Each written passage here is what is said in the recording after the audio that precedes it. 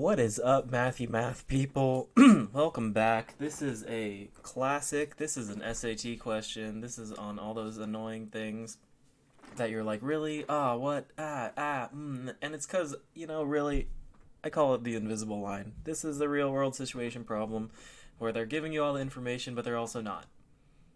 So let's take a look. Here we've got this school. Of course, it's always some random organization selling tickets to prom for $50 for students, $75 for guests from other schools. They're sold 200 tickets to prom, woohoo, and earn 10 G's, $10,500.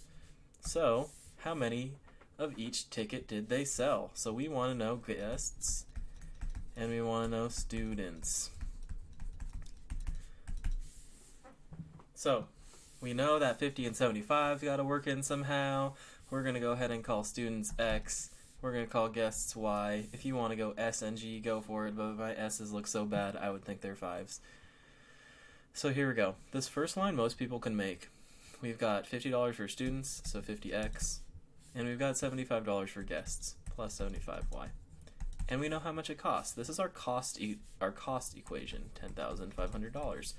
So everyone can usually see this. But then we want to also just look at our total tickets. Total actually numerical tickets did we sell.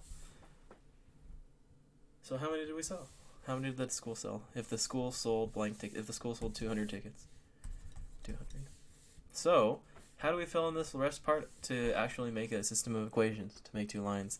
The part that people can't see, that invisible line, is you always need a just X plus Y, because there is some amount of student tickets, some amount of guest tickets that will add up to make 200 total tickets. So this line, for some reason, was hardest for me to see as a student, but they love this freaking question, so I would expect to see something like this. Once you are there, you could subtract X and turn it into a substitution problem. You can multiply and make it into an elimination problem. I'm going to do that. I'm going to make it elimination this time. So I've got a positive 50 here. I'm going to make it negative 50 by multiplying this whole thing by negative 50. And that's going to give me negative 50x minus 50y. And then I multiply the negative 50 times 200, gives me negative 10,000. And I'm going to go ahead and bring down my other line. Bring this down. 50x plus 75y equals 10,500. So I'm just bringing down the line that was up above here. It's the same thing.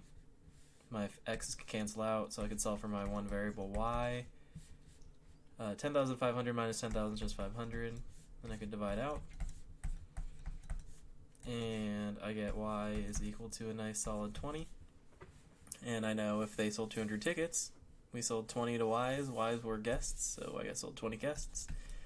So I could plug it into the top one and do all this mumbo jumbo math, but I know that we sold 200 tickets, and if 20 were y, how many left were x? 180.